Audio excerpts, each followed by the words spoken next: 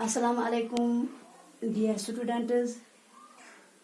I hope you are fine.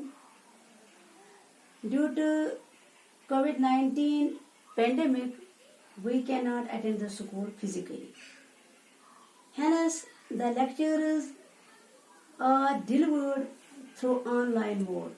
Now you are advised to go through the lecture and prepare the notes accordingly. The notes shall be communicated to your group. Dear students, आज हम शुरू करेंगे 11th class के political science का second chapter. This is your text book और ये आपका second chapter right is in the Indian constitution. This is second chapter of your text book. This is your text book Indian constitution at work. ठीक है. तो dear students, chapter rights यानी कि chapter को शुरू करते हैं उसके नाम के मतलब से कि what are rights. What are rights. Rights means हुकूक.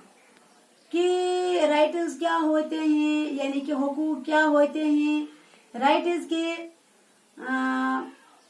Perfect definition में 3 चीजें जरूर आएंगी. पहले मैं इसकी डेफिनेशन यहाँ पर मैंने लिखी. अब ये definition what are rights. Rights are reasonable claims and recognised by the society and guaranteed and protected by law. ठीक है. राइट्स के परफेक्ट डेफिनेशन में 3 चीजें जरूर आएंगे. पहली बात यह है यानी कि ये ऐसे अधिकार या ऐसे हुकूक या ऐसे राइट जो जस्टिफाइड हैं यानी कि रीजनेबल हैं. क्योंकि अगर कोई बोले कि मर्डर करना उसका राइट है तो वो तो सही नहीं होगा. इसीलिए राइट का रीजनेबल होना बहुत जरूरी है. दूसरी चीज, हम सोसाइटी के अंदर हम सोसाइटी के बीच रहते हैं तो हमारे राइट सोसाइटी को एक्सेप्टेबल होनी चाहिए. अब ऐसा हो सकता है कि चोरी करना किसी के लिए राइट है, कि चोरी करना किसी के लिए अधिकार है, मगर सोसाइटी को ये चीजें एक्सेप्टेबल नहीं है. सोसाइटी को ये चीजें एक्सेप्टेबल नहीं है. तो इसीलिए सोसाइटी का इन चीजों को, इन राइट्स को रिकॉग्नाइज करना बहुत जरूरी है. और तीसरी और फाइनल चीज, ये सबसे इम्पोर्टेंट भी है और ये राइट्स वाकई आपके पास है. इसकी गारंटी कौन करता है, इसकी गारंटी कौन देगा या उसे प्रोटेक्ट कौन करेगा? वो है हमारा लॉ, वो है हमारा कानून. ठीक है.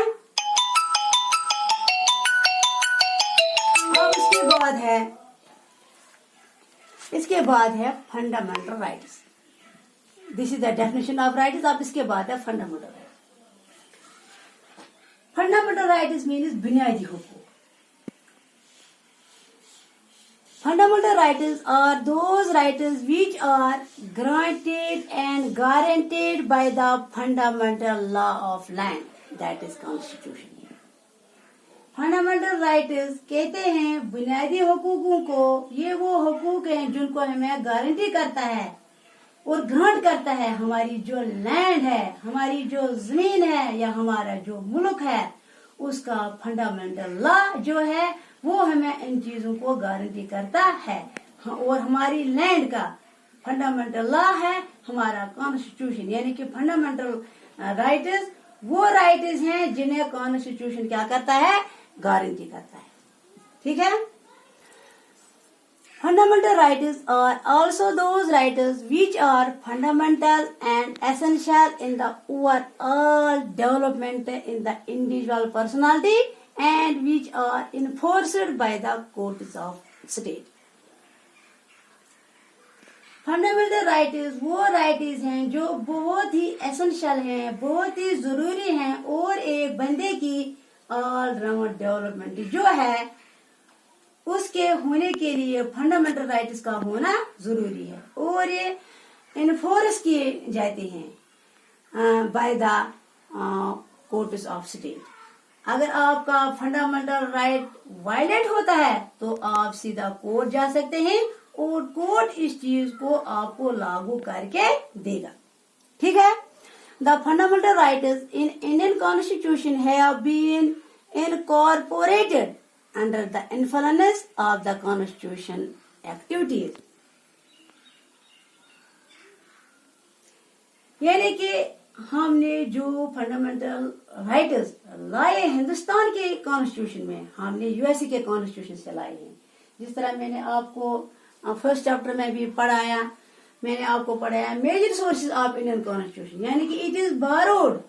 यानी जिस तरह मैंने आपको पढ़ाया, यानी कि ये गवर्नमेंट आधे constitution government of Indian act 1935 से लाए, आधे कॉन्स्टिट्यूशन ब्रिटिश कॉन्स्टिट्यूशन से लाए, आधे यूएसए कॉन्स्टिट्यूशन से लाए, आधे इरिश कॉन्स्टिट्यूशन से, आधे अदर कॉन्स्टिट्यूशन से, आधे कॉन्स्टिट्यूशन ऑफ इंसबरी से लाए। और ये जो फंडामेंटल राइट जो है ये हमने यूएसए के कॉन्स्टिट्यूशन से लाए हैं। ठीक है। अब इसके बाद है need a bill of rights in the constitution. ठीक है। डियर स्टूडेंट्स, आपके बुक के अंदर एक टर्म भी रखी है, वो है बिल ऑफ राइट्स। क्या है? Bill of rights. इसका मतलब क्या है? तो हमारे कॉन्स्टिट्यूशन में राइट्स की जो लिस्ट मेंशन है उसे कहते हैं बिल ऑफ राइट्स। और ये bill of rights he government को गलत करने से रोकते भी हैं। और अगर कुछ गवर्नमेंट कुछ गलत भी कर रही हो तो उसका इलाज भी बताते हैं। अब ये है need a bill of right in the constitution. अब हमें क्यों जरूरत पड़ती है फंडामेंटल राइट्स लाने की, या नीड क्यों पड़ी हमें बिल ऑफ राइट्स लाने की अपने कॉन्स्टिट्यूशन में। राइट्स एक ऐसी चीजें हैं जो एक आदमी की पर्सनालिटी की ऑल राउंड डेवलपमेंट के लिए बहुत जरूरी है। और इनकी जरूरत क्यों पड़ी? एक बात है ये, the rights are essential for the all round development of individual personality of an individual.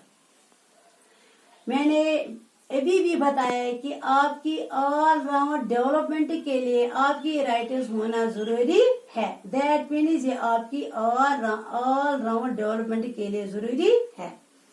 और दूसरी चीज, the bill of rights must be included in the constitution as they can not eroded by the government.